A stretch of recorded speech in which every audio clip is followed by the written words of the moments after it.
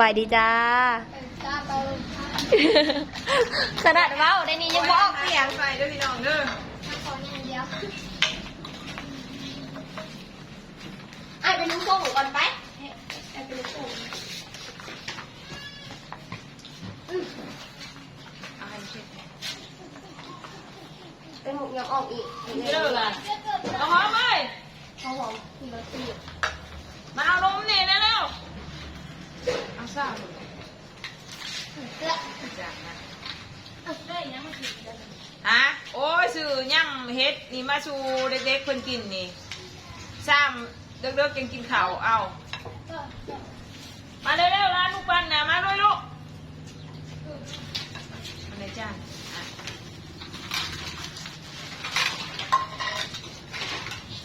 ขอเลยอยากกินโรตี โอ้ยลูกมันแฮมข้อเลยมาเร็ว ใช่ไหม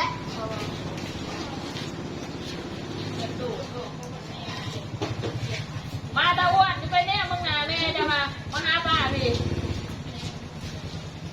เอาเลยลูก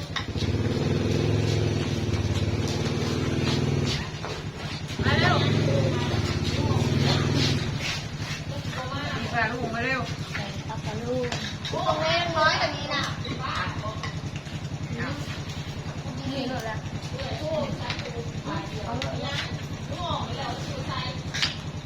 มาซื้อมาเดียว เขาจะเก็บเงินแล้วเก็บเงินท่านหรือแกงท่านไม่ค่อยได้แล้วเพราะว่าเขากินได้แล้วเนี่ย กินได้เอ้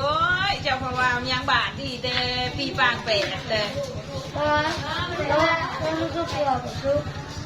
มันเผ็ดซื่อ มันได้เพราะเจ้ามันเขาไส้ ๆเป็นแล้วเลยคิวดังคิวดังคิวดัง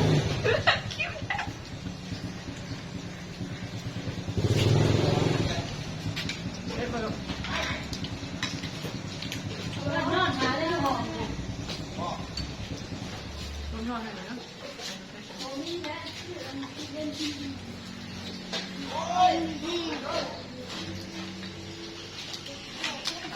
เอาให้น้องให้น้อง กินนมมันเต็มเลยนะ เด็ก แม่กินน้ำ ร้านกระจอยเด็กกินได้ประเภทนี้มาดิเร็ว ร้ายเลยต้นมันอ่ะ ไม่นั่งหรอ ร้านเนื้อเก๋ข้างใน รอดออกมาเนี่ยค่ะมันนั่นน่ะค่ะ ร้ายในรอบก็คือ เฮ็ดตัวไรเป็นเฮ็ดนี่เป็นหรือเฮ็ดใหม่นี่เป็นเฮ็ดบ่เป็นเลยตายค่ะเออจะได้กิน ไอ้ตัวบอกไอ้เกือบ30แล้วก็ได้แล้ว3พวกแล้ว ก็เลยมาเป็นแล้ว ให้เป็นห้องเลย เฮ็ดบ่อ้วน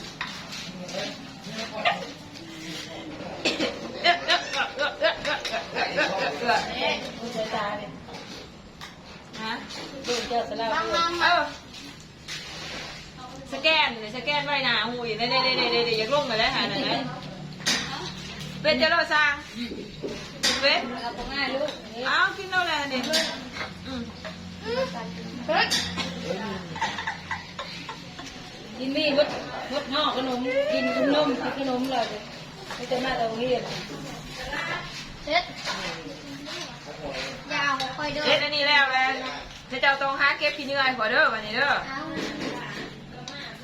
ย่าตี คนน้อยก็จะที่เราอยาก ก็ไปตลาดก็สิโทรมาแล้วคือ ไอ้นี่อยากได้ลายอยู่แรงถือก้านถือกัดกระบวนกับสิ่งก็คือ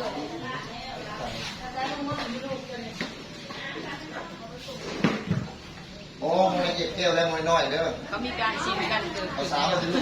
แก้วแล้วแก้วหลายแล้ว ไอ้ลูก เก็บใส่ทางงานนี่ โบแม่ แอนจังเนี่ย สิเออ ไม่รู้ สงสัยห้อยเนี่ยน่ะ นี่ก็เก็บให้นั่นนะก็ คือมาเห็นเพิ่นบอกว่าเอาลงในคลิปมาเอาฝากไปประเทศไทยบอกเป็นอะไร ไปไปไหน เจ้าไหม ตามเลยที่บอกเนี่ยลง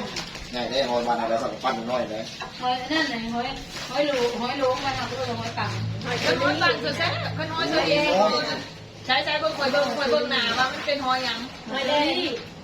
หอยเชอรี่อันนี้โมเมนต์หอยปังบ้านเฮาหอยปังบ้านเฮามันคอด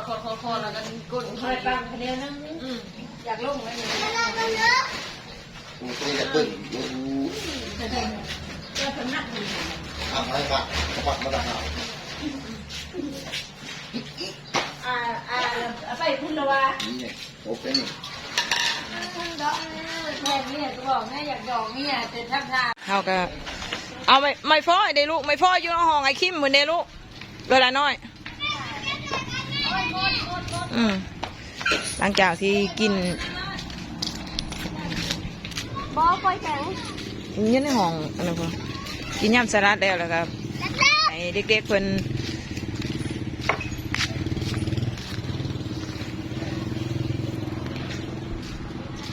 เก็บขี้เหงื่อจูดก่อน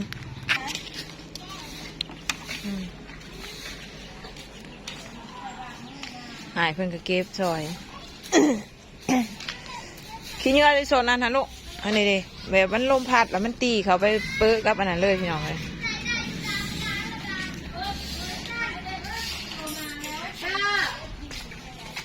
เก็บเด้อ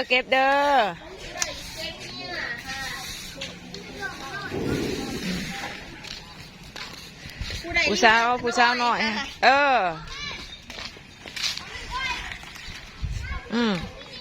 สวัสดีค่ะน่าจื้อเสียงอะไร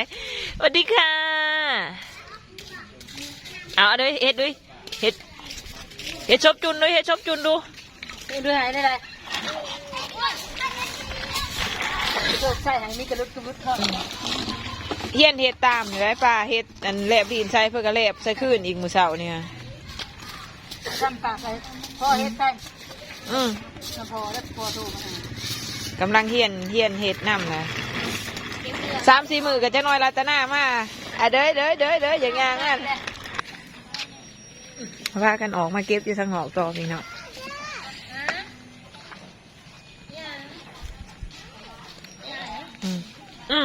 เอากวดเข่าแน่นอนแหละลูกเบียบขี้เหงื่อมันฟิวเลยเฮ้ยเชี่ยเขา แม่เพื่อนฝากมาเหรอครับ โทรศัพท์หันลูก ขอโทษถามมือเช้านี่แล้วว่ายังอันนั้นอยู่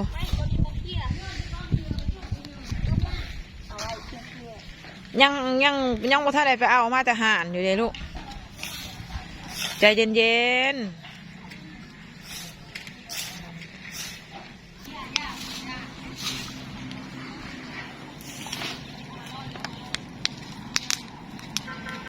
ถึงเวลาทำหน้าที่เกลือปลา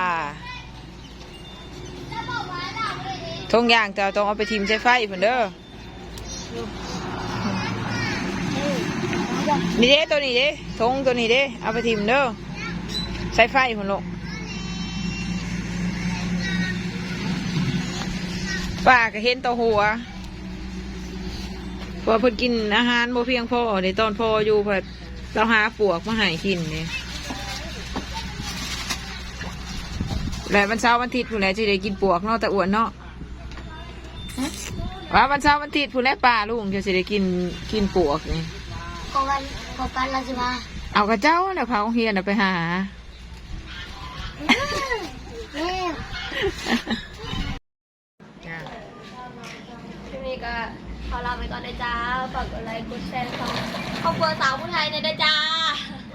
เสียงมาแล้วมองดังแล้ววันนี้ไปดูทีนี้ขอลาไปก่อนนะฝากของผมเป็นมาก่อนนะฝากของผมปั่นต้องบอกไป